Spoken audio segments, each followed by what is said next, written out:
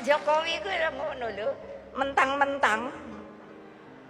Lah iya, padahal Pak Jokowi kalau nggak ada PDI Perjuangan juga aduh kasihan dah. Ini di dalam Kongres Partai Bapak Presiden. Saya meminta dengan hormat bahwa PDI Perjuangan akan masuk ke dalam kabinet dengan jumlah menteri yang harus terbanyak.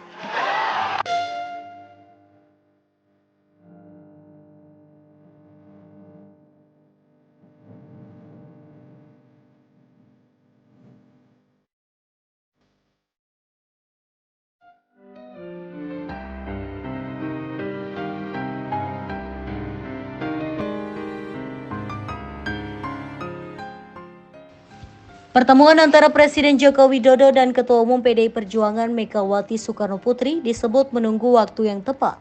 Hal itu diungkapkan Koordinator Staf Khusus Presiden Ari Dwi Payana melalui keterangan pers Jumat 12 April 2024.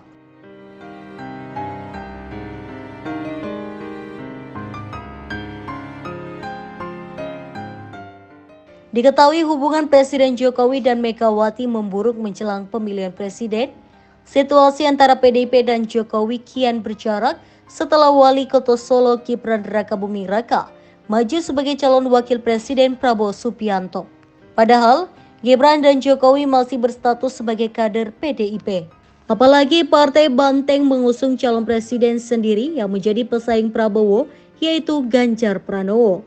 Sementara itu, publik diminta menunggu tanpa perlu meributkan wacana pertemuan calon presiden pemenang pemilihan presiden 2024 Prabowo Subianto dengan Ketua Umum PDIP Megawati Soekarnoputri. Demikian pula dengan pertanyaan apakah Presiden Joko Widodo bisa berjumpa dengan Megawati. Sekretaris Tim Kerja Strategis Prabowo Gibran Idrus Marham lalu menyebut, saat ini kedua kubu sudah memiliki kesamaan cara pandang, tinggal menunggu waktu yang tepat untuk berjumpa. Akhir-akhir ini kan yang selalu diramaikan, kapan sih pertemuannya Prabowo dengan Mbak Mega, Pak Jokowi dan lain-lain sebagainya. Saya ingin mengatakan begini, tokoh-tokoh tersebut ini hanya persoalan waktu saja, persoalan momentum saja. Tetapi visi mereka, suasana kebatinan mereka sebenarnya sudah satu. Menurut Idrus, Megawati, Prabowo, dan Jokowi pernah bekerja sama untuk membangun bangsa. Yang menceritakan kejadian itu berlangsung saat Partai Gerindra dan PDIP sepakat mengusung Jokowi dan Basuki Cahayapurnama dalam pemilihan Gubernur DKI Jakarta 2012 silam. Maka Idrus menganggap tak sulit membuat tiga tokoh itu kembali duduk bersama setelah Pilpres 2024 ini.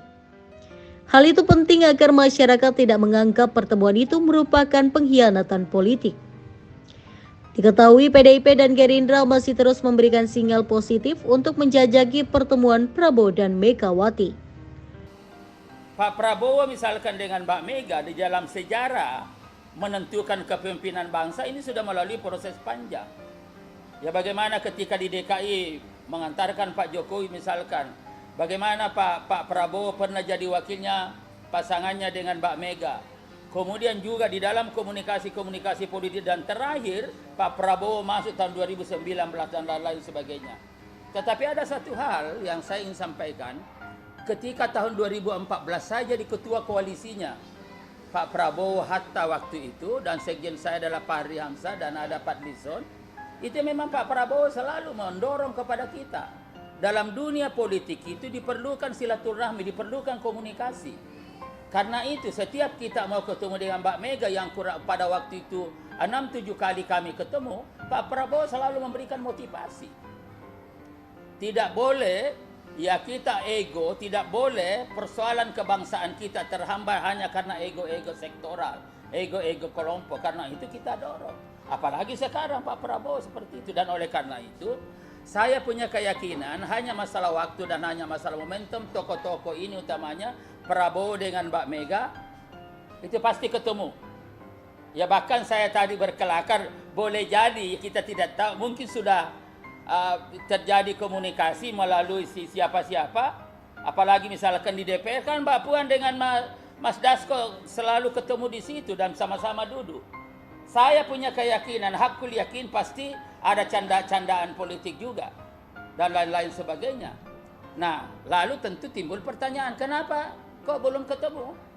Saya ingin mengatakan bahwa mereka belum ketemu bukan persoalan perbedaan ideologi, bukan perbedaan konsep, tetapi masalah strategi. Dan kalau bicara masalah strategi, berarti bicara tentang timing dan momentum. Berarti belum momentumnya yang tepat.